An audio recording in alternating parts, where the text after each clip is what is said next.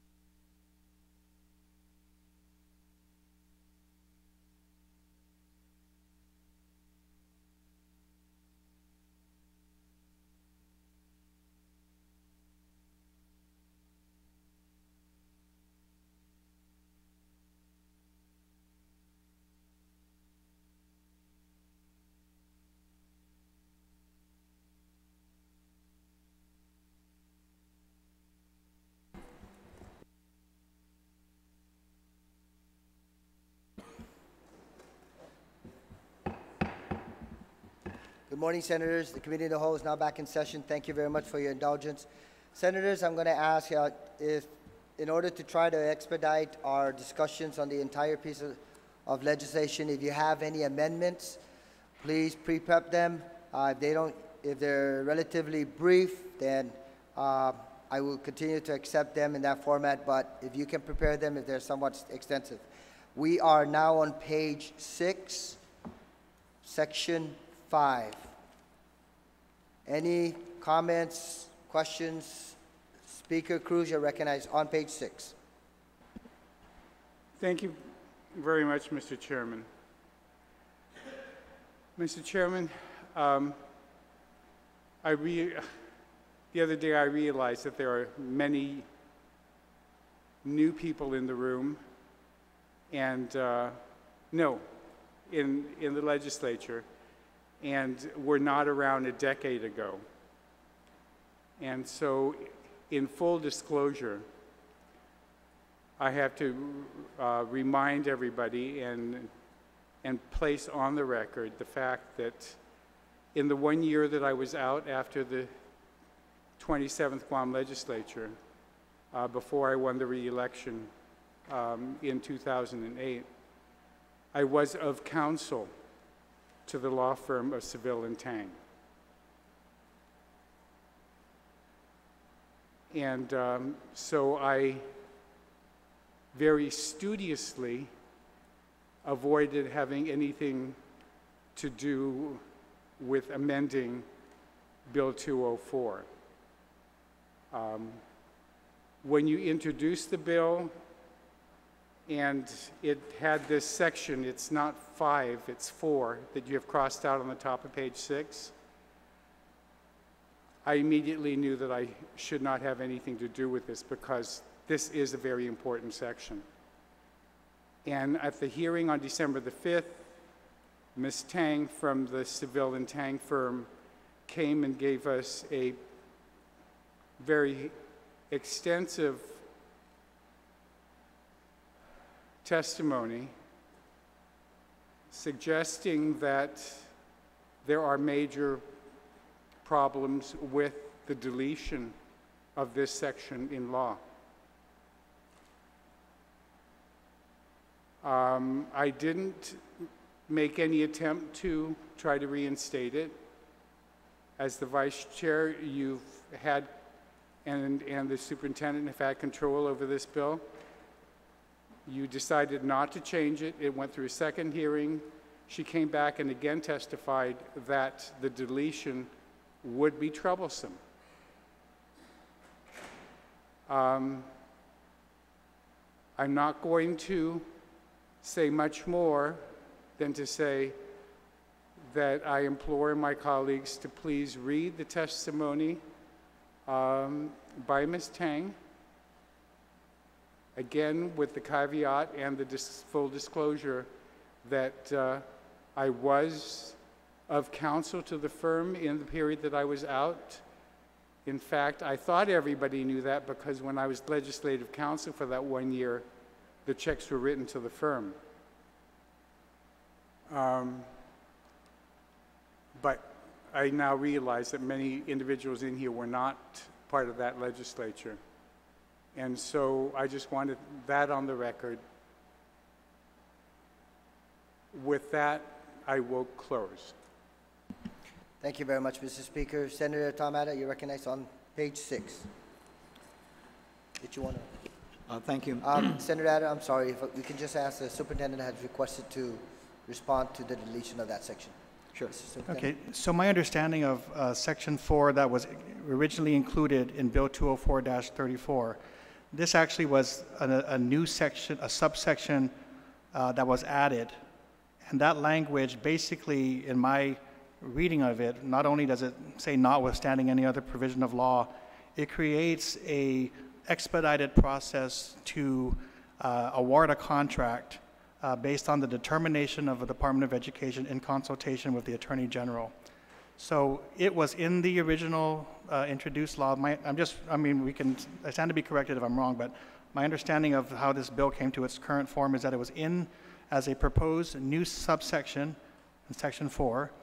that at the hearings, the testimony by Ms. Tang of Seville and Tang was that adding this language would raise many legal objections because there is already in current procurement law the ability to do emergency procurement once there is a substantial interest determined, and it lays out the involvement of the OPA and so forth, the governor and so forth. So this was added in. I believe the intent of the author, Senator Uggan, and the co-sponsor, Senator Joseph Augustine, was to see if there was any protest that they would create a new way to expedite issuance of the award, notwithstanding the existing rules and regulations and laws that pertain to emergency procurement. So when my legal counsel at DOE reviewed it, they raised some questions. They said that this could be something that'll be challenged because it's a special way of expediting an award, and that would only apply to Simon Sanchez.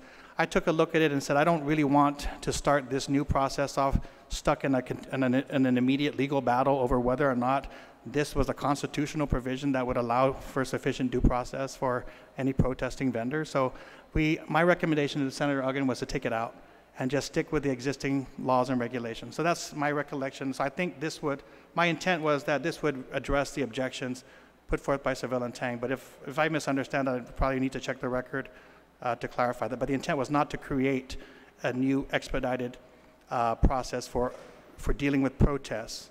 So, and not, just not deal with that as an immediate legal issue. No, I'm very happy that you did. I'm just saying Okay. that I just wanted to make sure that people understood why that was being removed. Okay, thank you. Thank you very much, Mr. Fernandez and Speaker Cruz. Senator Tom Abbott on page 6. Oh, thank you, Mr. Chairman. Mr. Chairman, in section 5 of page 6, on line 16, it makes reference to section 58D105A4, which I guess is, I'm not sure. It was repealed. I'm not sure what that. Yeah, that's the paragraph preceding. Correct. But I would just, I have not taken the time to go back and reference what is section 58D105A4 and all this stuff. So I would just make the motion that legal counsel go through those references and make necessary technical corrections, such that maybe line 16 should maybe just mention section 58D105. I don't know. That's where legal counsel is going to have to come in and take a look at all those references. And that's all that I would have to say on page 6. Thank you very much, Senator Ada. Senator Ada, did you want to propose an amendment on line 16 to delete the numerical number 4? Because that particular provision was deleted yesterday. Well, I don't know that deleting the number 4 in parentheses is sufficient, and maybe by deleting A4, then that makes sure that we don't exclude anything. And so we're saying that the rental payments under the lease, as well as funding required to support the activities set forth in 58D105, as we have been amending throughout the week, is sufficient. So this, I think, is where legal counsel is going to have to really put it under the microscope and make it as technical corrections. Did you want that to be viewed as a technical correction? Yeah. The possible deletion, senators, on line 16 of, in parentheses, A, and the numerical number 4. Correct. Any objections on that motion by Senator Ada? On that motion by Senator Ada, Senator Lee, you're recognized. Thank you, Mr. Chair. Thank you, gentlemen, for joining us this morning. I also had a question about that section, and so I went into GCA and I looked it up. So it's subsection 22425 Section A is the authorization of issuance of general obligation bonds, and I think this relates to the retiring speaker's question. So it talks a little bit about the governor of Guam is authorized to issue 2 or more series of general obligation bonds for the government of Guam in an aggregate principal amount not to exceed $296 million to undertake capital projects enumerated in Section M of this section. And so I had jotted down 296 million, and I was trying to do some research to determine where we are with that threshold. Are we currently in the process of paying that down? How much of the 296 million is outstanding? So if you could maybe shed some light on that, that would be helpful. Senator Lee, if I can get Mr. Fernandez to respond. So if you're looking at the added language, the intent of the added language was with specific reference to the subsection 4 that was deleted yesterday, and it was intended simply to allow the authorization for whatever funding is authorized to be used for some of these other activities, such as a design and so forth. Now, originally, it was all going to be in one package as a lease back, so that's why the original language didn't make that specification. So when we looked at breaking the procurement up so you could do design and pre-development work prior to issuing construction and financing, then we said we wanted to just be clear that those activities were also authorized. So when 4 was deleted, because those activities were incorporated elsewhere in the bill, the discussion we had yesterday was to make sure that, for myself, it would be great to ensure that the authorization for funding was clearly applied to those pre-development activities. And I think those were all incorporated into these sub item A. So the reference to 4 is referring to something that no longer exists in the bill. And so I think the modification was to maybe reference either the entire section or the subsection A to ensure that it's clear that funding could be used, even if it's outside of a leaseback arrangement. Thank you very much, Mr. Fernandez, and thank you, Senator Lee. So the motion is still on the floor, the amendment is still on the floor to allow legal counsel to review line 16 and to ensure consistency throughout the proposed measure of sub-item in parentheses, numerical letter A, and in the second parentheses, or alphabet A and numerical number 4. Any objections? Chairman of Education, Senator San Agustin, and then Senator Escobar. I just have a simple question. They identified line 16. How about line 23 that refers to the same code? Because of all the amendments happening, could we eliminate both of them at the same time? Only because they may be relevant. Want to amend the... Yeah, and that's where the motion that let the legal counsel go through this with a fine-tooth comb and make the technical corrections to the citations. Thank you, Senator Adder. Thank you, Senator San Agustin. Any further questions, Senator San Agustin? Okay. Senator Espadon, on the proposed amendment, it would be inclusive of line 16 and 23.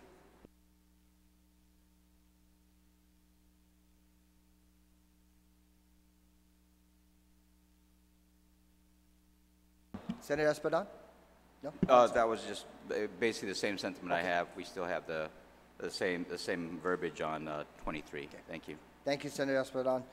On the proposed amendment, any objection? Any objection? So ordered. Legal counsel, please ensure that you annotate that. Any further discussion on page 6? Senator Adder, you recognize. Thank you, Mr. Chairman.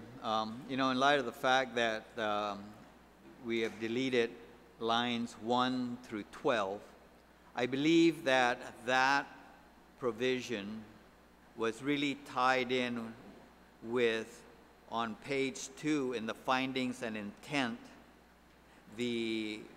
on lines 3 to 6, which talks about that we find an immediate need to protect the substantial interest by providing an adequate public education and all that. And so I think that particular paragraph and section 4 were tied in. And so since section 4 is being deleted, then I don't think there's a need for lines 3 to 5 on page 2. So I move to delete. Because of the link, I will entertain the amendment at this time because it's directly linked to a provision on page 6. So Senator Ada has an amendment on page 2 to delete lines 3 through 5. Any discussion? Any objections? Just a moment, Mr. Chairman. Senator Nelson, you recognize. Oh, no, just to read. Okay, 1 minute recess.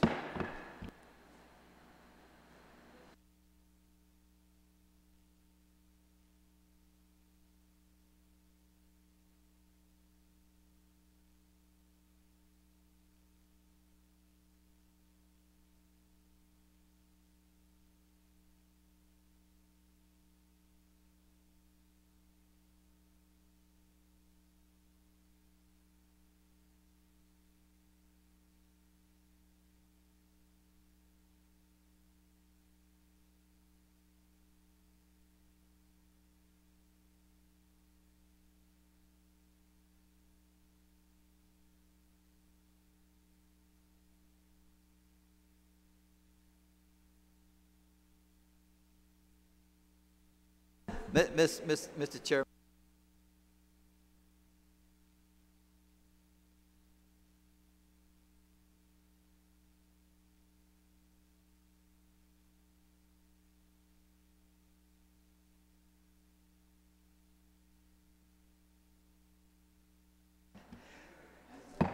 Committee of the Whole is now back in session. Senator Ada, you still have the floor. I understand you would like to rescind your... I rescind my motion. Okay, on that, we're still on page 6. Any further discussions on any items on page 6? Senator Lee, you're recognized. Thank you, Mr. Chair. On page 6, lines 25 to 27, it details $5,051,977.98 per year during the pre-development, construction, and on the next page, leaseback period. So I wanted to know how much we pay afterwards. So after the pre-development, construction, and is it that same amount every year, or how is that structured? How is the payment restructured? The payment and the financing is going to be negotiated based on the final contractor that is selected. And in this particular case, whatever that amount is, as long as it does not exceed, that's a cap, a recognized cap. But be mindful, part of the conversation yesterday was that for a possible, just throwing out numbers that were shared with us yesterday, possibly $65 million facility could result in maybe a $3.5 to $4 million commitment. So that may leave just a little bit of additional resources to be able to address the other component, which is the repair and upgrade of the remaining 35 schools. So that was the intent when this legislation was initially passed, was that the total amount of $5 million was going to be for the rebuild of Simon Sanchez High School, and then any remaining balance will be utilized for the repair and upgrade of the remaining schools. Thank you. Thank you, Senator Lee. Any further discussion on page 6? Senator Nelson, you recognize. Thank you, Mr. Chair. You mentioned a number, and yesterday we also mentioned a number, $55 million to $65 million. And I'm just wondering, why is it not placed in the bill that will be their budget, or that will be their cap?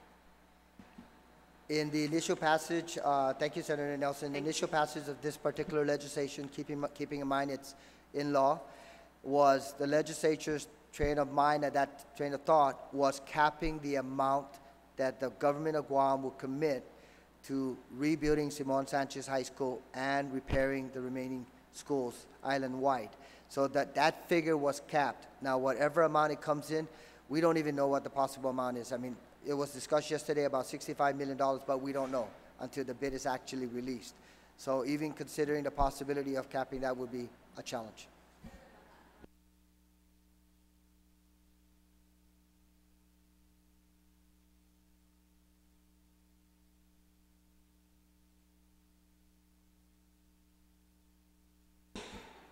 Any further questions, Senator Nelson? It's a very good question. Thank you. Mr. Chairman, Education, you had your hands raised? Okay. Mr. Chairman, I just couldn't hear anything up front. Whatever you guys were discussing, we're not on recess, so I'd like to remind our colleagues, turn on your mic so we can hear the whole. I just asked if that was the Makahut Fund. Is that Okay. where the money was coming from? And All right. it's unknown. Thank you. Thank you very much, Senator. Senator Espadon on page 6. Any questions or comments? Yeah, just to clarify, and I guess, you threw out a number, and I must have missed it yesterday. If the cap is at $5 million per year, and you're saying now that conceivably, well, first of all, there's two issues. One is, Mr. Chairman, you said that would be the cap for not just Simon Sanchez, but also for all the other schools as well. Only because when this particular legislation, Senator Espadon, was passed many years back, that was the cap that was set by the body in Right. terms of $5 million to be able to address the two separate projects. So that's why it's still in law that cap is set. So any proposal that the superintendent were to receive on behalf of the government of Guam to reconstruct Simon Sanchez would have to fit into that cap. And then if in fact there's any recognizable balance, then it would be allocated for other purposes, such as the rebuild or repair of other schools. That was the intent when the law was initially passed. Right. And so I guess I need to ask the superintendent, since we're going to transfer this authority for him to be the lead procurement on this one, what is there kind of I suppose, a goal, a target amount for Simon Sanchez, and then another amount for the remaining schools they have in mind? And I guess my concern is that if this is the cap, and right now we're talking just about Simon Sanchez, and then we already put in perhaps of what some of these funds should cover just for the Simon Sanchez project, the question then becomes at this cap, and we're talking about, I guess it's $100 million borrowing. Is that what this is? Somewhere around there? Or higher? Or what? And I don't know. I'm just saying, it seems to me, my concern would be that if we go down this road and really dedicate all this effort and all this time, it doesn't put a cap on what could be spent on Simon Sanchez, so that we have reserved funds for the 30 some odd other schools to either renovate and upgrade. And so I was wondering if you could just perhaps address that to some degree. I think it's the legislature's prerogative to determine how much funding to authorize for this borrowing. So a couple things. Number one, this clearly states that we're in the preceding page that we can't combine all of the activities into one procurement. So we're going to go out for Simon Sanchez first. We clarified yesterday that the $5 million number was actually related to the overall, it was quoted as $100 million borrowing. So the funding itself was intended to cover all the activities, including the repairs of other schools. However, in the first procurement, we would go out only for Simon Sanchez. Whether or not, the only hesitancy, I would say, in giving a quote on how much a new Simon Sanchez would cost is simply that we're going to go into procurement. We want to get the most competitive price. But I can say as a comparison that, we just talked yesterday with Senator Castro that the range for Okudu High School, its building and its expansion to its 2,000 student level, I believe in that $55 to $60 million range. All right. I don't want to. All right. Thank you, Mr. Chair. Thank you very much, Senator Espadon. Any further discussion on page 6? Vice Speaker Talai, you recognize. Thank you, Mr. Chair. As the author of the bill, I would just like for you to confirm that the legislature, in passing this bill, is now authorizing the entire amount to be used for Simon Sanchez. And actually, I think by the language of this section, may not be authorizing any of this amount to be used for any of the other schools or for a capital improvement plan for the rest of the schools.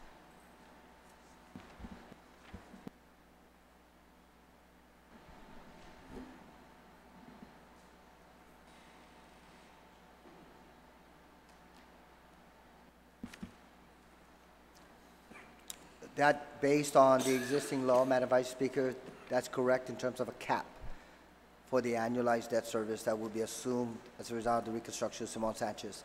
Being mindful that there are other provisions in law that also address the repair of the other schools. It would be the decision of this body as to what final figure you would like to provide for the Guam Department of Education to be able to proceed. But your and bill construct. is providing this figure. Yes. So that's there correct. is no other figure for the improvement of any of their school right now. So all of this, and over the course of the 30 years, I guess, we pay $150 million. If in fact the negotiated annualized debt payment is $5 million. Thank you, Madam Vice Speaker. Any further discussion on page 6? And does this remain when this original law was passed, this amount came from what was available given the government's borrowing limit? And so we're going to borrow, it looks like, does this language say, I mean, it's under the borrowing provisions, right, that we're going to borrow this amount and then we're going to make lease back payments in the amount of $5 million. But,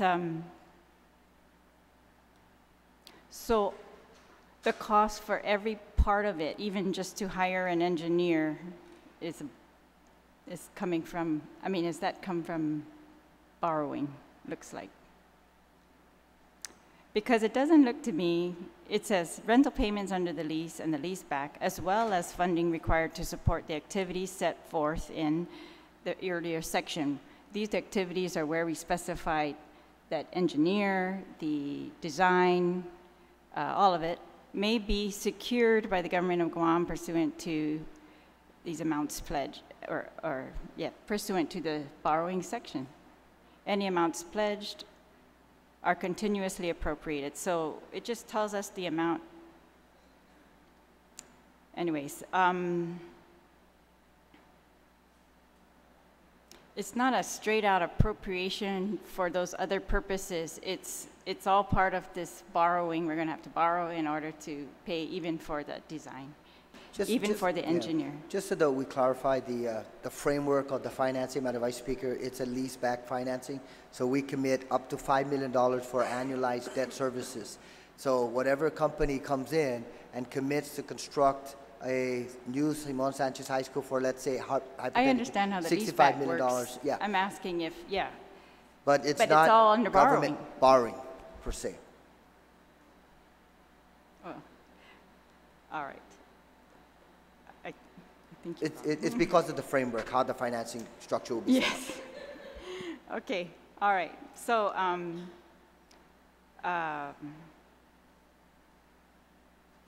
I would like then, if we are going to be taking the money away from all the other schools for this Simon Sanchez project, to go back on page 4 and where it says, well, there was an amendment made, so you have to look at the amendment now, the Senator Ada's amendment.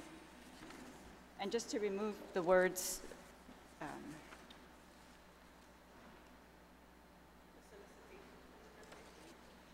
no, it's on subsection A, the amendment on subsection A. And so just to remove the words "and related services" on line 7.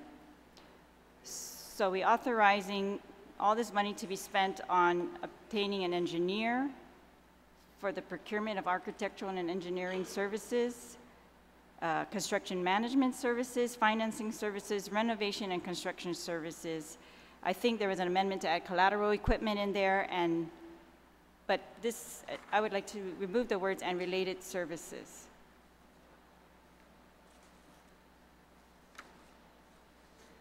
There was testimony at the hearing that this language would bring us back to square one, the first protest, where they were allowed to exceed $100 million in costs to build Simon Sanchez alone because of this provision when they went in for negotiation. I'll read it to you. I'm sorry, what page are we on, Mr. Chair? The Vice Speaker is proposing to revert back to an amendment that was previously adopted. Is it sub-item A? yeah, subsection A. So it's the TCA amendment to lines 4 through 6 on page 4. The whole list of things that they're going to procure at the end includes and related services. And I'm just going to read from the testimony. Madam Vice Speaker, if I can ask you, I understand your concern about this and expending resources, but if I can ask you for your consideration in regards to allowing that to remain there so that the superintendent would have flexibility to be able to ensure the completion and the construction of Simon Sanchez High School. If there are any services that may be necessary that are critical to the completion of that school, then that would be a decision that ultimately the superintendent would have to make. And also with maintaining oversight over the process and also over the Guam Department of Education, that information certainly would be readily available and accessible to members of this body.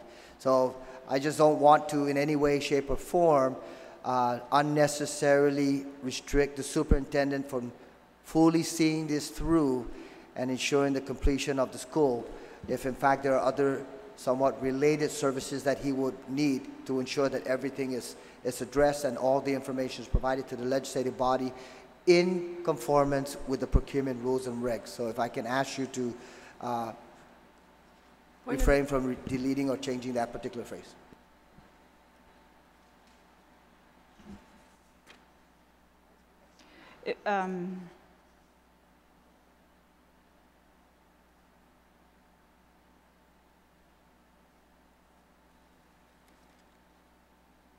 Just one second. Oh, yeah, go ahead, we're talking. Mr. Chair, just real quick. Vice Speaker Talai, are you done? I think Did she you still have the yields. floor? Okay. Okay. Oh, she made a motion. So your motion is still, Trying to find the part of the testimony, so if I could come back. I'm just looking at it. okay.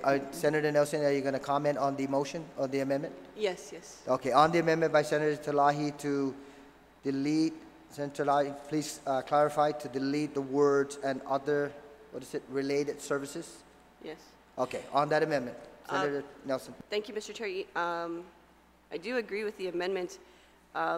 If we did, I'm sure many of us did read the committee report and the testimony of Ms. Tang. And it's specifically what I stated yesterday, that some of the recommendations in the testimony is going to cause in the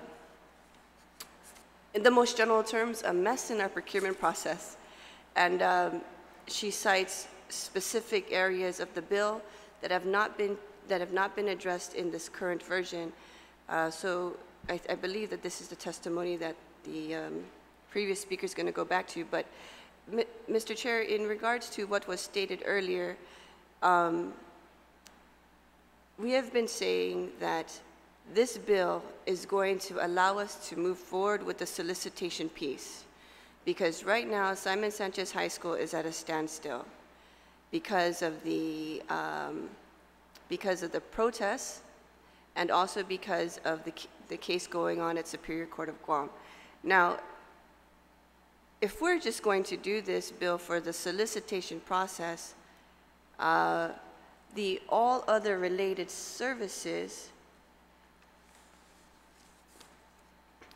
can be addressed once the solicitation process would be completed.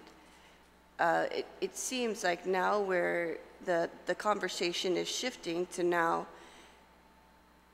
the superintendent, DOE, wants to take responsibility to build this school, and the legislature is not confident that they could do it.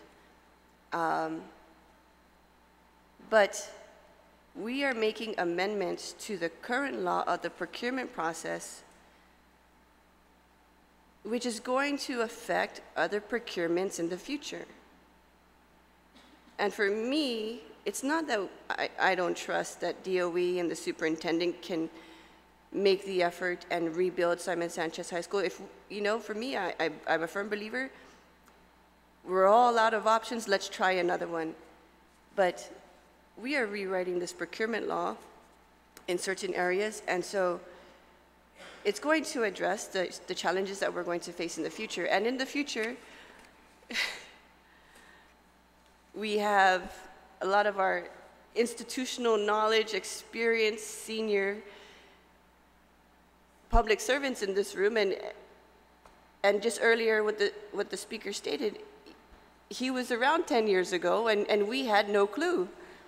And so now we're making these changes to a current law specifically for one function, and now it's, instead of solicitation, now we're moving it into building the complete school of Simon Sanchez, when the conversation in the previous days was all about, we're going to do this so that we can move forward with the solicitation process and see where we can move from there, because there's so many things on hold because of the protests and the case at Superior Court of Guam that may even add on to an additional protest for us moving forward to build the school. And so I think that I support this amendment. The conversation is shifting, it's becoming skewed. It's not about the legislature not trusting DOE or the superintendent to build the school. It's about us looking at the law as itself and thinking ahead and noticing the impacts that it's going to cause in the future. Thank you, Mr. Chair. Thank you very much, Senator. Just for clarification from this end, from my vantage point, this is not changing the procurement law. As a matter of fact, there's been a few provisions incorporated in here that says in conformance with the procurement law. Mr. Chair, also, I don't see the conversation switching. Mr. Chair, it's all over the news. It was this morning. The conversation is shifting.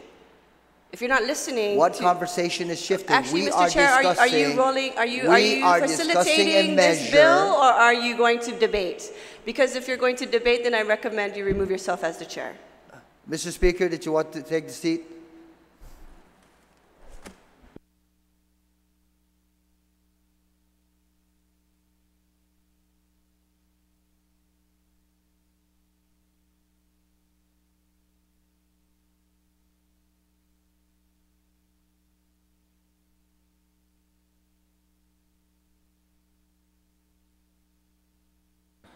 I believe Senator Nelson had the floor. Thank you, Mr. Speaker. That's all I wanted to say. Thank you. Okay. Mr. Speaker, if I may just read that part of the testimony I was trying to find. It's on page 4. It says, if anything, the broad authorization of solicitations for the out-of-scope procurement for, quote, related services, unquote, with no instruction, and the elimination of standards for a responsiveness determination is a step backwards. These changes would reverse the progress made by Public Law 39-14 and restore the vulnerabilities acknowledged by the public auditor in appeals involving the previous SSHS solicitations. Mr. Chairman, I just want to know where page 4 you're looking at. Are you looking at the committee report? Yes, it's in the testimony of Seville and Tang PLLC dated February 14, 2018. You said page 4 or page 84? Page 4 of that letter. I don't know the page on the committee report. I don't think it's numbered. But It's page 55 on the committee report. thank you. That's all.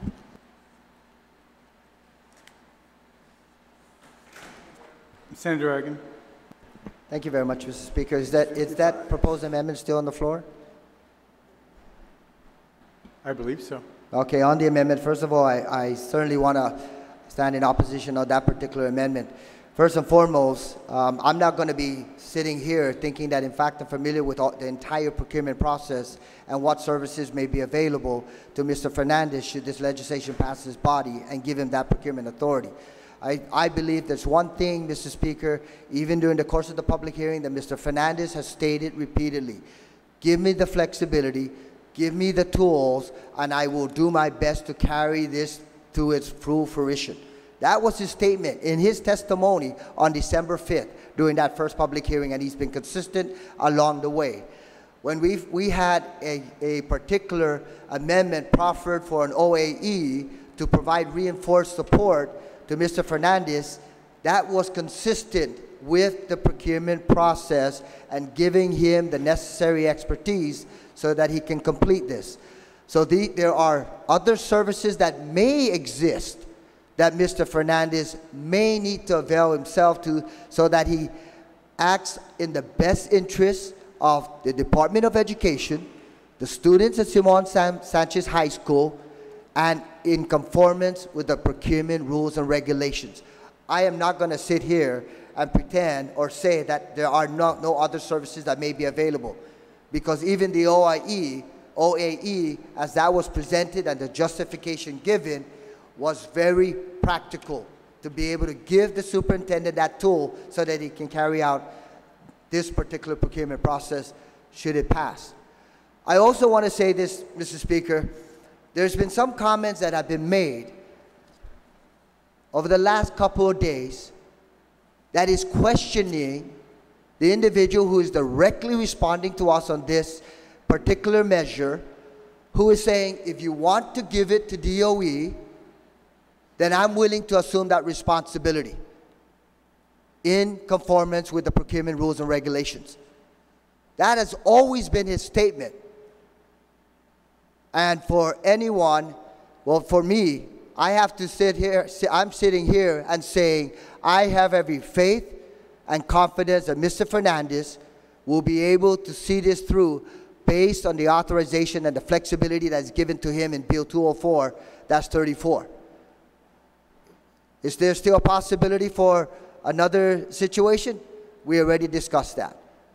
But we're trying to make sure that, in fact, this legislature does its part in providing the tools and the flexibility so that we can eventually and finally see Simon Sanchez School built. So, Mr. Speaker, there may be other services that the superintendent could avail himself of in the best interest of the school, in the best interest of spending the people's funds and resources. And yes, I trust Mr. Fernandez, his team, and also in collaboration with the other agencies that is highlighted here, that they will do their due diligence to ensure that they act in the best interest of the people of Guam and the community of Simon Sanchez. So I oppose the proposed amendment, Mr. Speaker. Thank you, Senator. Senator Lee. Thank you, Mr. Chair. If I could just have the mover of the amendment just repeat it again for the members. Sure. It's on page, it's supposed to be on page 2 of the bill, but it's that subsection A, section 4, subsection A, but this subsection has been amended, so you have to look at your floor amendment. There's a TCA floor amendment to subsection A, and it's simply to remove the words related and related services on line 7.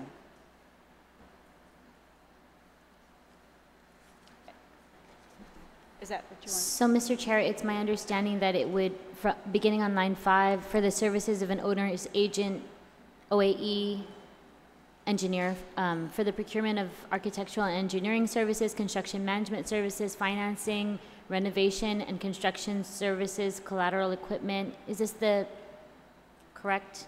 And then you're just removing related services. Thank you. Any other senator on the amendment? Senator Ada, then Senator Espaldon. Thank you, Mr. Chairman. First of all, going back to that, I think, very important statement that was made by the superintendent. Give me the flexibility and give me the tools. So the flexibility that we have given him is to allow him to basically take incrementally all the services that is needed to ultimately end up with a completed Simon Sanchez High School.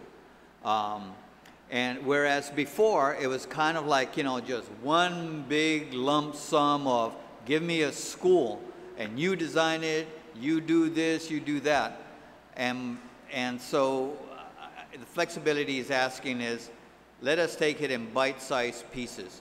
Let's first get a A&E to do the work, then that would bring clear definition as to what Simon Sanchez High School will be.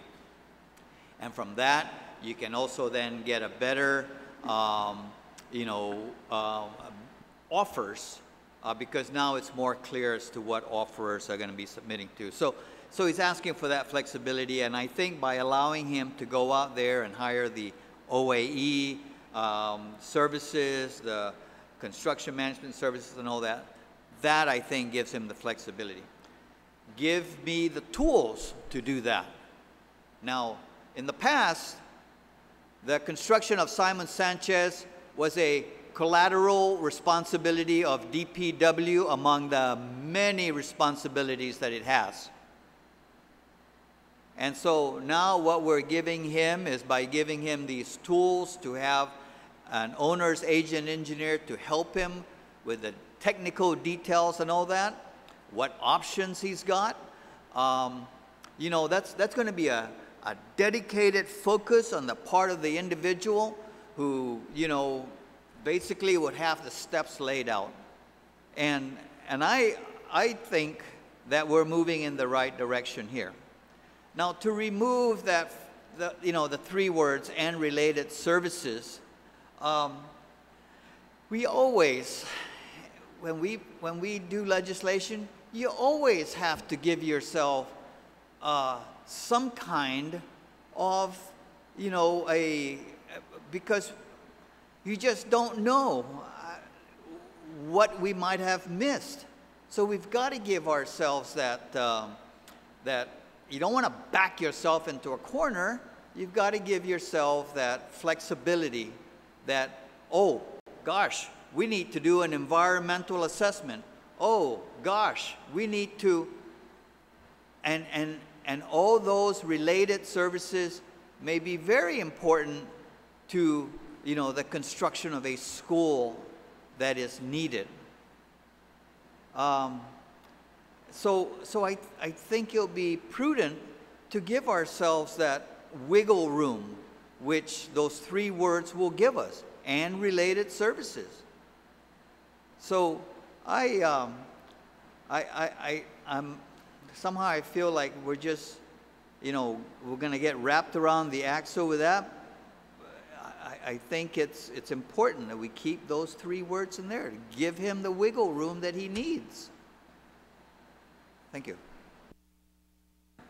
Thank you, Senator Espaldon. Thank you, Mr. Chairman. I guess, going back to, I suppose what I need to ask to move the amendment, because we were talking, we started off on page 6, section 5, and the issue came down to, I believe, that the concern, and it was part of the concern that I have had, too, was that after all this is said and done for the construction of Simon Sanchez, will there be any money left for the other schools? And I need to at least pose the question to the mover of the amendment, that the reason why she's looking to delete those 3 words is to ensure that there will be money left for other schools. And that's the question, if she'll yield. Well, I think it would help. Thank you for the question. I do yield, Mr. Chair, Mr. Speaker. I don't think this language by itself is going to preclude DOE from spending the entire amount on Simon Sanchez, but it would limit them, that the amount that they're going to spend is going to be spent on the things that we have specified, as was done in previous procurements with the addition of the OAE, that's what we want the money spent on, and that solicitations are not going to include things that we have not talked about here, or that have not been brought up in the course of the prior procurements as a need for Simon Sanchez. And that's it. And because by leaving this vague language, we're pretty much, and the entire amount, we pretty much just allow it to be spent on, we're not defining related services, so I just think it's too vague. We've done a lot already to say equipment. I think the amendment passed also add into another part of the bill. We add collateral equipment, we add fully equipped, functional, and yeah, I'm just trying to limit the challenge in this procurement by limiting this vague related services, because I think that allows them to put into, and it's not even clear whether that would be put into the construction part or, you know, in the construction contract and related services.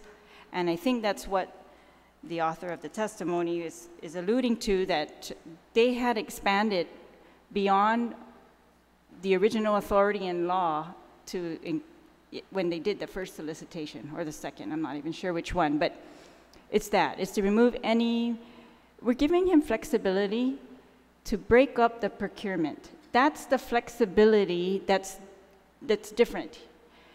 But flexibility to procure anything or everything, I mean, I think we should be very clear if that's what we want to authorize, because that's never been, we never give that to DPW or anyone else to procure. By the way, while you're procuring whatever we've authorized you to procure, you have the authority to get anything else that you might need. I think we should be very clear, and so that there's no risk that in the solicitation some other services included that we have not foreseen. I appreciate that, Mr. Chair.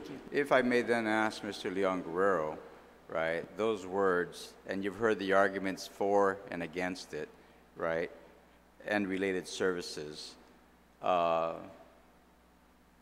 In your experience with other projects, maybe JFK included, but road construction projects and everything else that DPW handles, right, related services sometimes arise, perhaps as an afterthought, or, you know, in midstream, I should say, of the whole process, and you're like, oh, we forgot this, forgot that.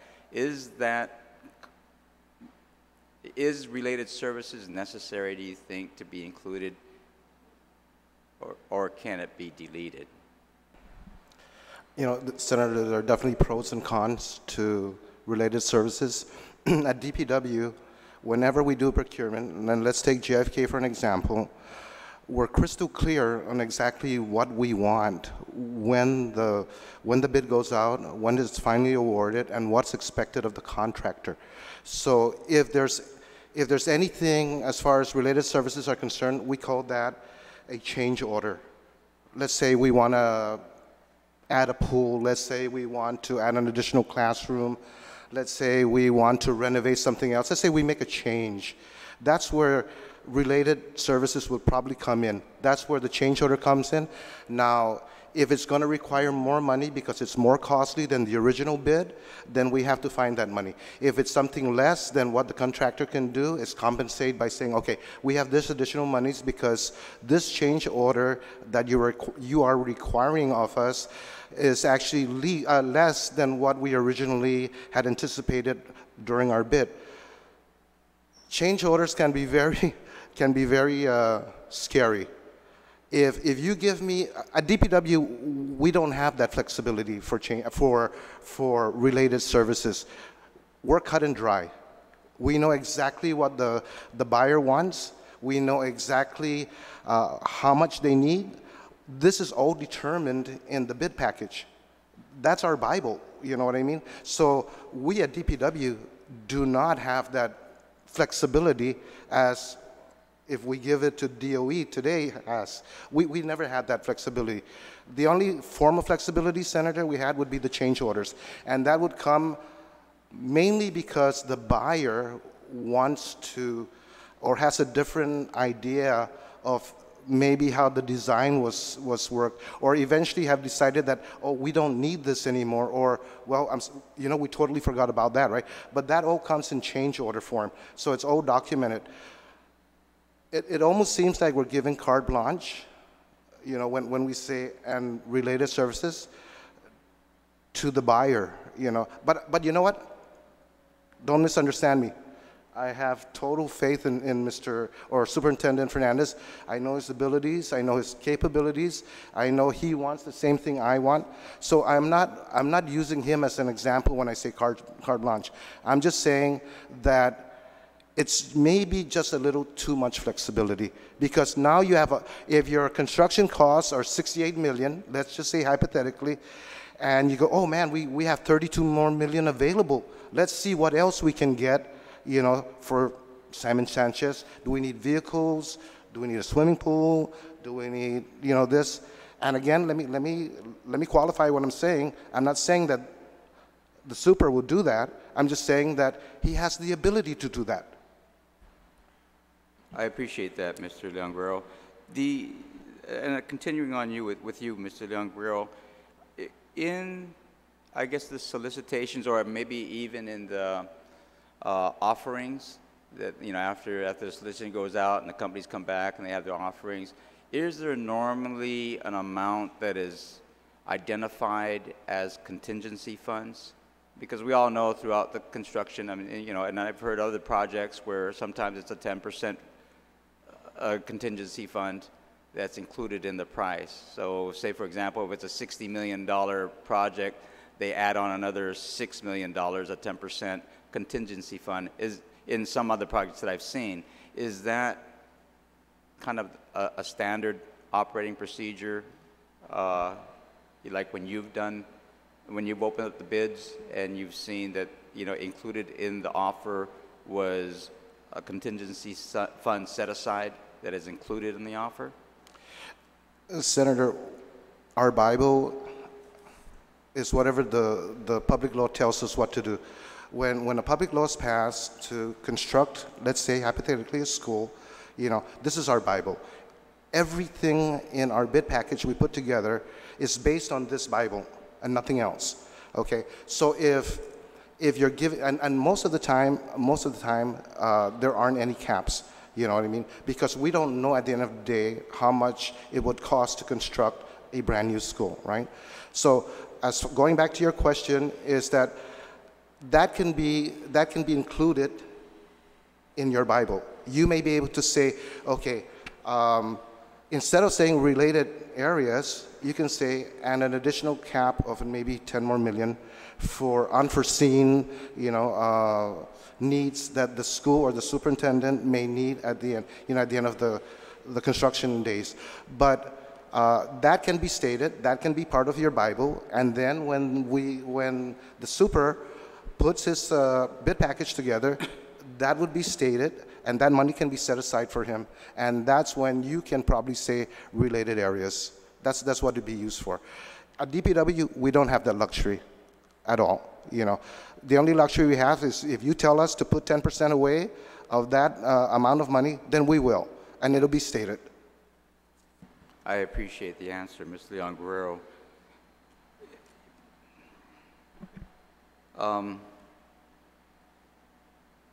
It does seem quite broad, Mr. Chair. I mean, that term, related services, there is no cap on it, right? And it doesn't deal with anything identifiable at this present time. And even though it's been said and iterated many times that there is a lot of trust in what the superintendent and his team will do going forward, there is always that possibility that someone in the team could make that argument that we need to do some other related services and activities, and again and it might be even the owner's agent engineer who might say that. And of course, since they're the experts, they would be the ones to advise the superintendent and Department of Education that that extra funds should be spent, whether or not totally necessary. It's purely discretionary. I don't know where I stand on this yet. I understand the previous arguments in favor, right? There may be some other services. I think the example of environmental study that needs to be done that's not listed in this as part of it is a good example, because we know that Simon Sanchez has been built way back then. Who knows about the asbestos issue up there, if there is even one, et cetera, et cetera. But I'm going to actually allow the superintendent, if he would like to speak to anything that I've kind of questioned and mentioned on this issue. So I think I appreciate the discussion. And again, when we talked about related services, my understanding when the bill was drafted. I also understand when Senator Tom Atta proposed an amendment to strengthen that language, this term did not, raise questions at that time. But given the discussion now, and in seeking flexibility, I would like to consider and to make sure that the authorization is to allow us to do things like you said, environmental investigation, when there are issues that might be detected during the course of construction, with the property that's being built on. And there may be, items like that, investigative services, mitigation services that I want to make sure are not excluded from the process for rebuilding Simon, because as you said, there are a lot of things we don't know. I don't know about the site in terms of its environmental character and nature, and in terms of the utilities that might be underground, and there might be other things that come up. So I just will raise that. I mean, that's what I thought that it was intended to cover, and just want to add that to the discussion. I appreciate that. And I guess along the lines of really how the genesis of this amendment is, again, I believe, if my understanding is correct, is to make sure that at the end of the day, all the funds that are available for not just Simon Sanchez, but for the other schools, there will be enough left over, right, for the, the renovation of the other schools that also need some major repairs. Correct. I think the work that this body has done to change the law to separate the Simon Sanchez procurement, to ensure that they were clear about the basis upon which an award would be offered for construction and financing, that discussion that took place yesterday, the ability to design in advance, to design what we wanted before we bid it out for construction, all of those things assist in ensuring the most cost-effective project. So I appreciate the work that's been done today to try to address that issue. I would imagine that if in the event you do bring on an owner's agent engineer, right, prior to the design and the assistance to the engineering, that things like the environmental issues, whether it's mitigation, I mean, first of all, a study needs to be done, or mitigation needs, and after that, mitigation, that would all be done at the front end, correct? Correct. I think typically your A&E work, if it was just an A&E firm, would not include some of those investigative costs. So with an OAE assisting, we want to be able to identify the front end, all the necessary services that would need to be done to ensure a successful project. All right. Well, then I guess my last question would be, and you've heard from Ms. Leon-Guerrero, and I appreciate both of your answers. Instead of having such a broad term as related services, would it be perhaps a good compromise to put a cap on what the related services could be? In other words, if you define related, without definition, related services in the amount of, 10%, as a contingency fund. And again, I'm not really sure if I'm asking the right question, but I'm hoping that you'll understand where I'm going with this. Mr. Superintendent? The way I understand this bill to work is that the relevance of section sub-item A is really tied to the section, so section 5. So the way it works together is you're authorizing that the funding from this source of funds be used for these activities. Clearly, under procurement law and regulations, the agency is able to procure goods and services relative to its needs. The only issue there is it would have to appropriate money to do those. So I think what we were trying to do was identify what services are needed and allow the authorization to fund them from these funds that were set aside specifically for Simon Sanchez rebuild, as well as the other schools. All right. Thank you, Mr. Chairman. On the amendments, you can, and then Senator Augustine. Thank you, Mr. Speaker. Mr. Leon-Guerrero, how many schools have, you recently explained why all other related services could be problematic. Now, DPW has built how many schools before this? Well, prior to me, I'm not sure. I think they were involved with the four other schools, Ukadu, Atacao, League One, and one more. Atacao, League One. And Astumbu. And Astumbu. Astumbu, yeah. Okay. Yeah. Astumbu. Two elementaries, one high, one middle. Correct. Thank you, Ms. But Thank I you, wasn't. Chairman of Education. Yeah. Okay, and then just a point of information, Mr. Speaker, because some of the reasoning behind the need for all other related services was environmental, to address environmental issues or whatever may come up. And I want to specifically point out that in page 4, section 4.2, we repealed the part where it says a selection committee comprised of the superintendent of the Department of Education serving as chairman and including the director of Department of Public Works, deputy director, director of Department of Land Management, deputy director, the administrator of Guam Environmental Protection Agency. So now they rewrote it, and it is intentionally left out for Guam Environmental Protection Agency. So, and this was the very same thing that the previous speaker brought up in the previous days.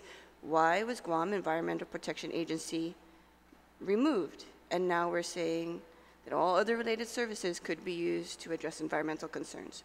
So perhaps we should consider also putting Guam Environmental Protection Agency back into the bill that is as substituted. Thank you, Mr. Speaker. Thank you. On the Vice Speaker's amendment, any other senator wish to be heard? Do you wish to close? Yes, Mr. Speaker. I just, want to get back to the intent of the bill. It's to change who's going to lead the procurement. It's also, we've allowed them to break up the procurement, but always with the intent to save money. And I just don't want to go backwards in this by, first we've opened up the cap and allowed the entire sum that could be the only borrowing capacity that we have left, at least at the time that the original bill was passed. And we're allowing all of that now to be used for Simon Sanchez. We're allowing them to hire an engineer to put in equipment. We've specified those things, and so I just don't want to do almost the number one thing you don't want to do in procurement, and that is to add in this vague authority that lets them add on costs that we may not agree with here and that the people of Guam don't need. And that's all, Mr. Speaker. I just think it's prudent to remove those words. Thank you very much. Thank you. We've closed. Was your opposition an objection?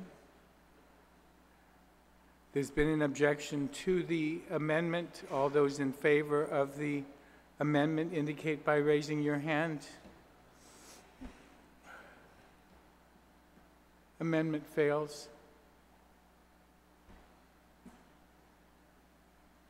Thank you, Mr. Speaker. Mr. Speaker, when the time that this bill was passed, when I read the committee report, it looked, not this bill, but the original law to authorize the leaseback financing on Simon Sanchez. What? The amount was, it seemed to represent the amount that was available under our borrowing capacity. So is there any other amount left in our borrowing capacity? Mr. Speaker, Have things changed? I'm just wondering, because if we're going to preclude the building, any use of this $5 million for any other purpose, I just want that to be very clear. I don't believe so. Until such time as we raise the property tax or the property tax valuation, until we raise that amount, the amount that we can borrow is capped. And so that is what was left. Am I reading this right, Mr. Speaker, that we're going to finance the entire amount, even the O&A and and the architect and engineering. I mean, every portion of it, the way Section 5 reads, seems to be taking out leaseback payments. These were some of the questions also that were raised as to how the mechanism to actually pay for those things. Some of them anticipated that when we finally get the construction contract, then in that solicitation, we would require the contractor to pay back, or pay the government back for the architects and engineers and the other services that we are requiring prior to construction. So I just want to see if we have clear understanding, but it looks to me like it's all a financed amount. Is that correct, with interest? As I understand it, they may do a bridge, I'm not sure, to do something before they get the amount. Mr. Speaker, point of information, and we might want to allow also the superintendent to chime in, or maybe even Mr. Leon Guerrero. He probably might be more familiar with it. But the lease back really, it requires a certain degree of financing, but technically it's not a bond floating of any kind. In fact, that's the genesis of the term lease back. In other words, the contract goes out, they build it, and then, and I think that and I'm not sure what the mechanism is, right? But in essence, this is a lease back. In other words, we give the contractor the authority to go ahead, and we almost kind of lease it to them, and then they lease it back new. We lease it to them old, technically, and then after construction, they lease it back to us. And the payment, and that's why it's only limited to like $5 million. The payment then is the lease that will eventually pay off whatever monies were borrowed to do the construction. And again, I think that borrowing has to be in conjunction with GovGuam, but also with the contractor. It's a whole different set of, it's a whole different methodology of financing. So yes, it is a financing, but technically it's a lease back. We're paying a lease over 30 years, which eventually pays down whatever is owed by the contractor for the construction over 30 years. And again, please, somebody chime in to make it clearer if I didn't explain that, or if I was off base on that one. But that's my understanding. And again, thus the terminology lease back. We're basically leasing it. Mr. Speaker, yes, that's correct. We are leasing and we are paying back, but we're financing it, meaning we are paying an interest rate on every part of this project now, not simply on the construction, but on the other parts that we're allowing them to procure.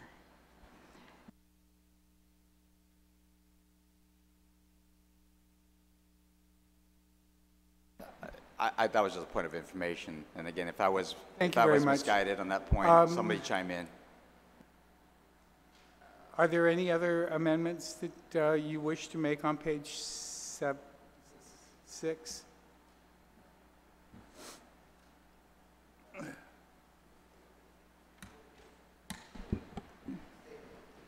Mr. Speaker, could I just ask, how do you calculate the total cost?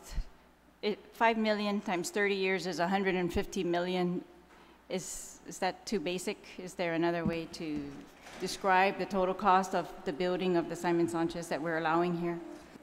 Mr. Speaker, can I provide just a point of information?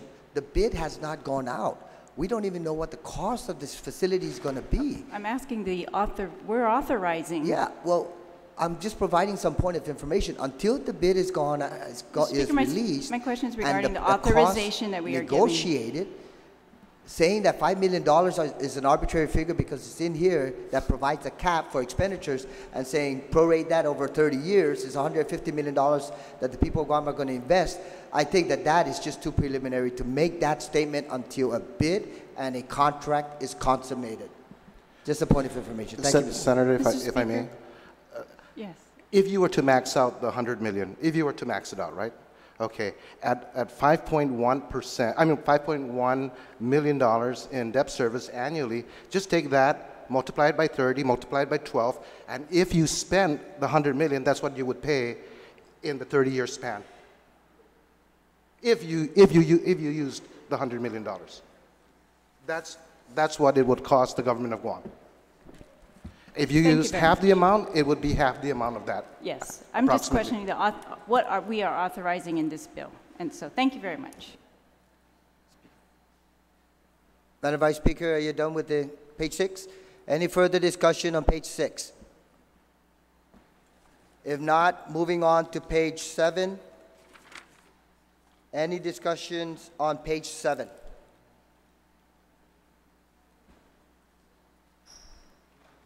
Senators, any discussion on page 7?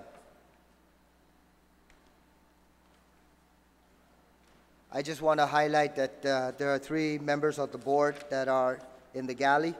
Okay, so if any of you senators would like to converse with them, they'll make themselves available up at the galley. We're not inviting them into the committee in the whole. Senator Lee, you're recognized on page 7.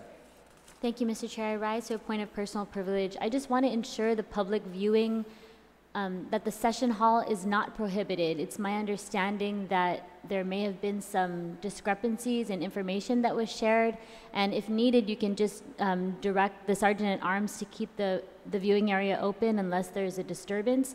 But there has been no request by any senators, any female senators, to have that viewing area closed. So I just want to make that very clear. Thank you very much. Thank you for providing that clarity, Senator Lee, but I'm not aware of that incident taking place, but you may be privy to some information. If there are no further discussions on page 7, Senators, we have concluded discussion of Bill number 204, that's 34 COR. Mr. Chair. Senator Tom Adat, you're recognized, and then I'll come to you, Senator Espaldon. Senator Adat. Yes, Mr. Chairman. We have gone to the end of the bill. But I hope that you would allow us at least, I have some serious concerns on Section 2. And Section 2, Section 2 basically gives a new definition to what is a responsive offer. Now, the original bill defines a responsive offer as an offer that unconditionally undertakes. So by changing the definition and taking out the word unconditionally, basically an offer could come in and say, here's my bid for a school, provided that this and this and this happens, right? But by saying that a responsive offer is an offer that unconditionally undertakes to deliver what it is that DOE wants. If DOE specifies what it wants, deliver that, but do not make it contingent upon, certain things happening. And so that's why that language was put in there. Then there was, on line 13, it gives a breakdown of that at a minimum, a complete breakdown of the project costs to include at a minimum the hard construction costs. So let's say the bid comes out to $60 million. Out of the $60 million, it only takes $15 million to build a school. Everything else is interest, insurance, whatever. And I think it's important that we know how that $60 million breaks down. But we have eliminated all that in the amendment that was made in Section 2 of the bill. And so I want to raise concern with that, that, redefining what is a responsive offer. Now we're talking about, really, now we've got something that is so broad you could drive a Mack truck through this. So I do have some very serious concerns about how Section 2 is written. And finally, my concern is that Section 1, the legislative findings and intent, to me, when I read that, does not really provide the basis for why we are shifting the responsibility from DPW to DOE, because whatever. Instead, when one reads through Section 1, the findings and intent, what it really comes down to is that it is an indictment of DPW and it is a vote of no confidence. And I don't think it is wise to do that. Now, DPW may not have done, it may have had its challenges with the Simon Sanchez High School, but it still does a lot of other good work. And so the brush, it's this broad brush, and I don't think it's wise to do that. So I would move to delete Section 1. Remove the findings and intent. There's a motion by Senator Ada to delete Section 1, legislative findings and intent. Any discussion on the amendment? Vice Speaker Talai, you recognize. Thank you, Mr. Chair. I support this amendment, and I actually share his concerns, and that is my original proposition on this bill, is that if there are issues at DPW that need to be fixed, we should, as a policy, fix those, because the entire government of Guam is relying on DPW to do our capital improvement procurement. And it's like when other entities ask to be separated from GSA because they think they can do it faster, I say, what?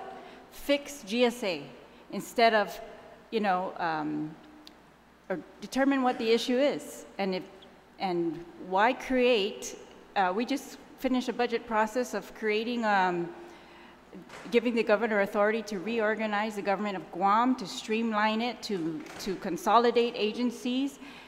And I just think that we have to either commit or decommit to the principle that's all over our code that says centralized procurement is in the best interest of the government of Guam. And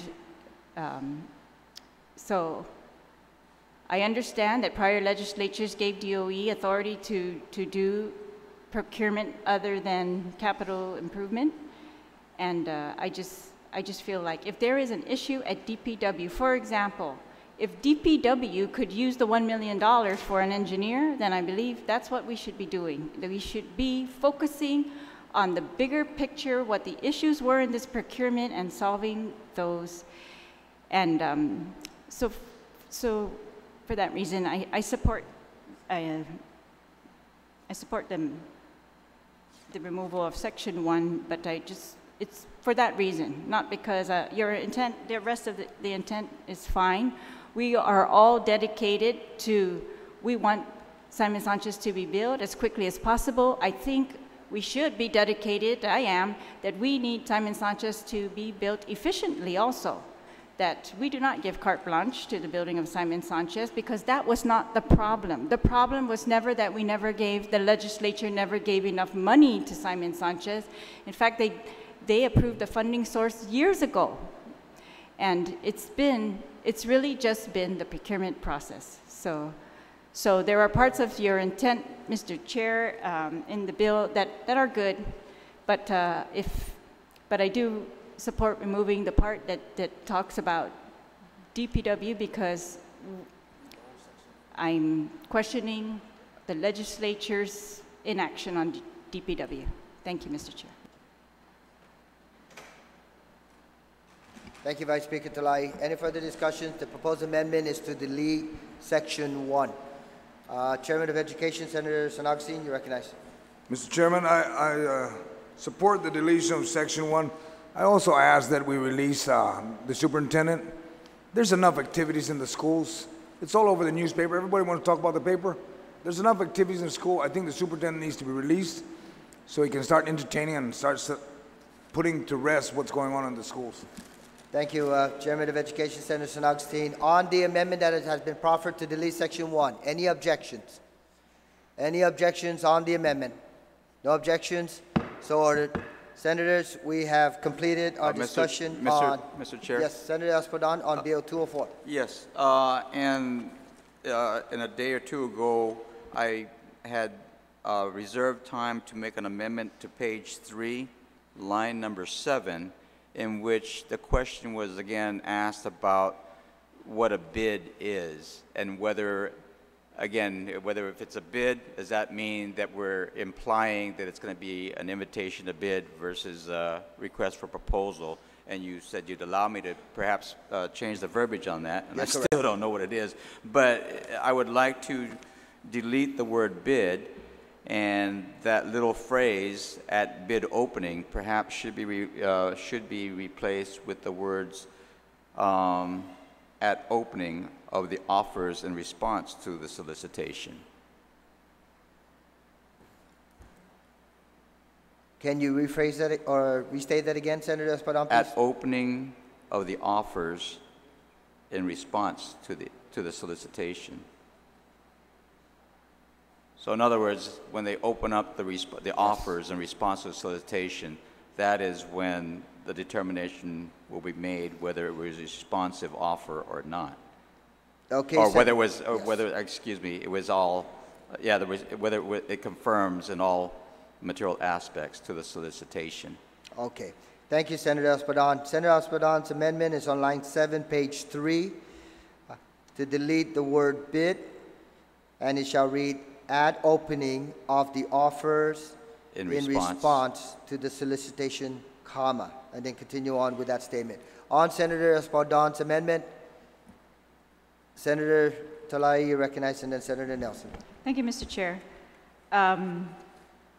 I support that amendment, but I think it doesn't resolve, our earlier questions on this section of the bill, and the previous speaker was correct that, or an earlier speaker was correct that, yes, those, and we had even asked, we were told that this is going to now directly reflect the existing language in the regular procurement law, but I had brought up at the time that I don't think that's the case, and I had asked for them to show us how this mirrors the existing procurement law, but we haven't seen that. So I don't think it does, Mr. Chair. So I agree with this change, but I also think we should address the concerns that were brought up earlier. And the change in this section was very much objected to during the public hearing. Thank you, Mr. Chair. On the amendment by Senator Espadon, Senator Nelson. Yes, just an inquiry, Mr. Chair. Did we not, I believe in the previous days there was a amendment proposed to add in the 3 categories under responsive offer, the hard construction costs, soft costs, and annual lease. Did that not pass? No, it was a statement of concern that was rendered by one of the previous speakers. Okay. Thank you, Senator Nelson. On Senator Espadon's amendment, any objections? I'm sorry, Mr. Chair. Senator Nelson? I do have a question for the proffer of the amendment. There was some testimony brought up on specifically removing the definition of responsive offer. And I'm trying to find it here. But can you just perhaps, if you would yield, why would you not consider, would you also consider adding in the original definition that is trying to be repealed in this bill?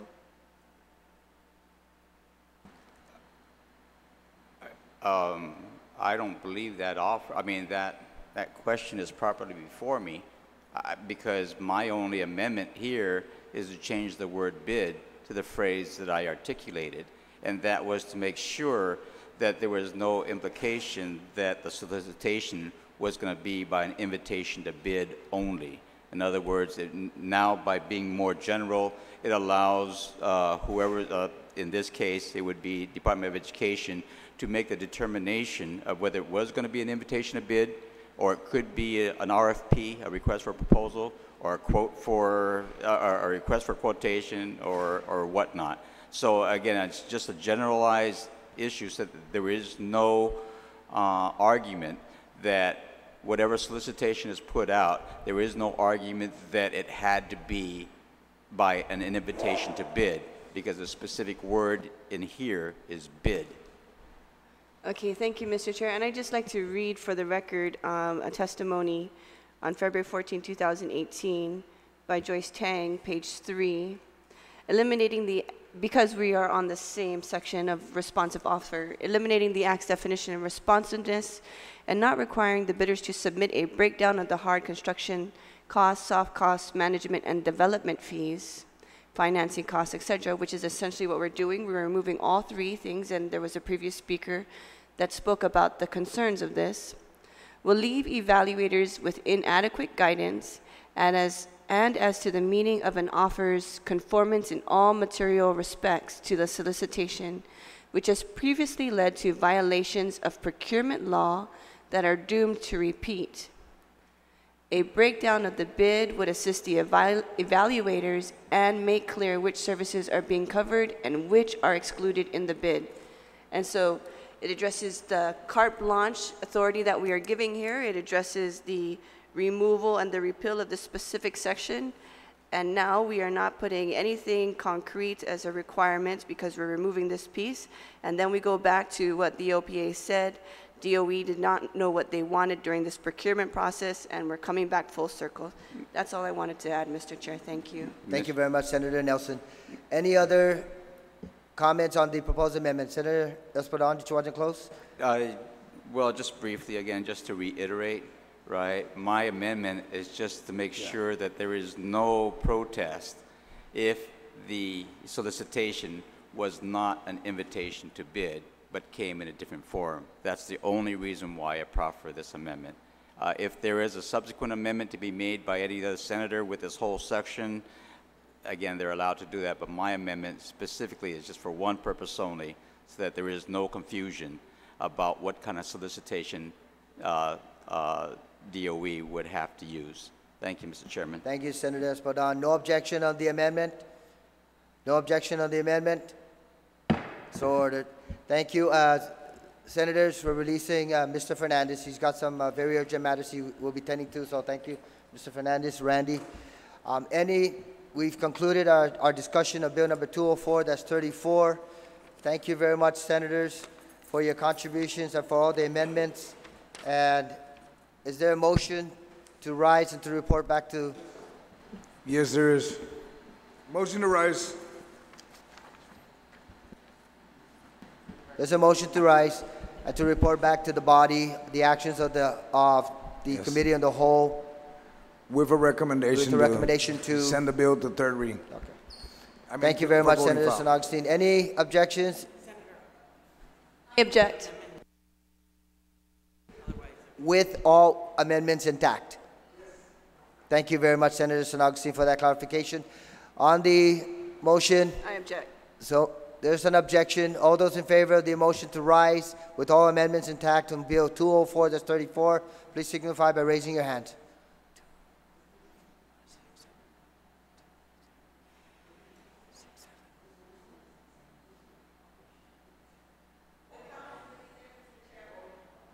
Call of the House. There's a motion for a call of the House. 5-minute recess.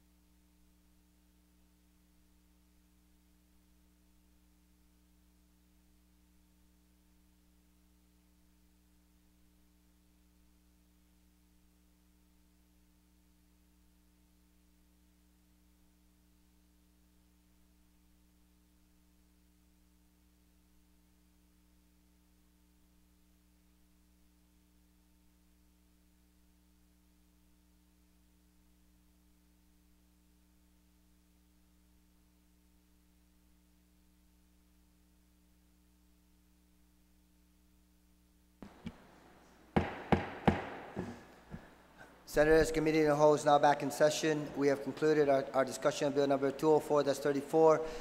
Senator San Augustine, you did request a call of the House, and as well as a few other senators. Mr. You're Chairman, I'd like to recognized. withdraw my motion to call the House. I think we have On enough. that, we are on the motion to send Bill number 204, that's 34, COR, as substituted by the Committee on Appropriations and Adjudication, with all amendments intact, as discussed in Committee in the Whole, report back to the body with a recommendation to place it in the voting file. On that motion, all those in favor, please signify by raising your hands.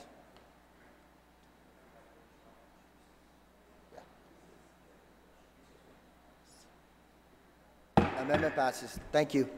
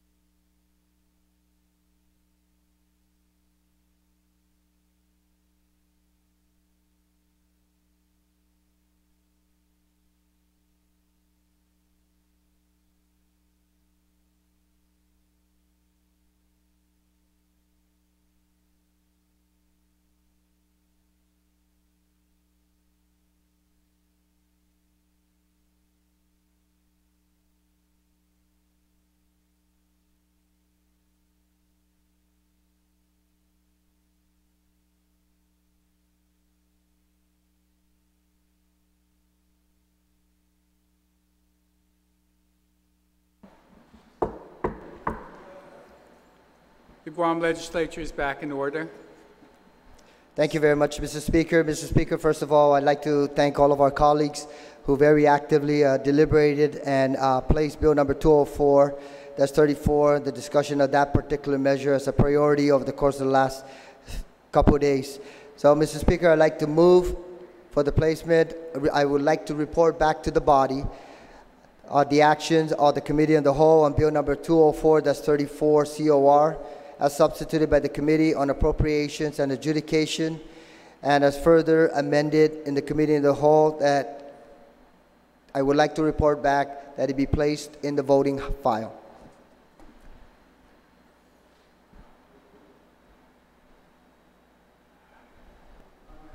On that motion, I thank you for chairing that Committee of the Whole, and the bill is in third reading.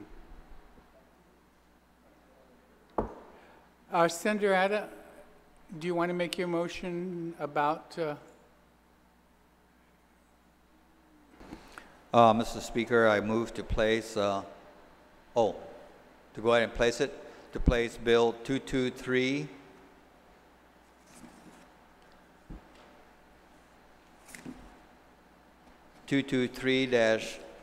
-34, as amended by the Committee on Environment, Land, Agriculture, and Procurement Reform.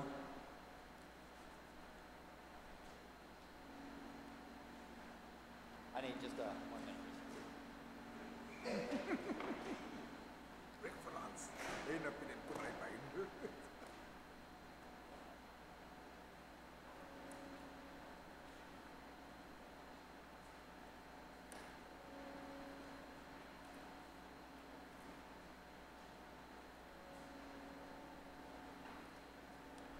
Yes, so the motion is to place Bill 223-34 as amended by the Committee on Environment, Land, Agriculture, and Procurement Reform into the third reading, and I would like to discuss it. However, I would move that we recess until 2 o'clock. Will you be making a request to resolve into the Committee of the Whole so that we can start calling in people for 2 o'clock? No, however, the CCU representatives will be here. The General Manager of Guam Power Authority will be here. So they'll be available over in the public hearing room if any of the members needs to interact with them. But I don't think we really need to break down to the Committee of the Whole. All right. Thank you. Senator Nelson. Thank you, Mr. Speaker. I would like to request committee of the whole. There are some colleagues that would like to have committee of the whole, so if that's a possibility. On the motion to resolve into the Committee of the Whole, to hear Bill 2 and discuss 223. Is there an objection? If not, we are resolved in the Committee of the Whole. We will be discussing, the Committee of the Whole will convene at 2 o'clock this afternoon.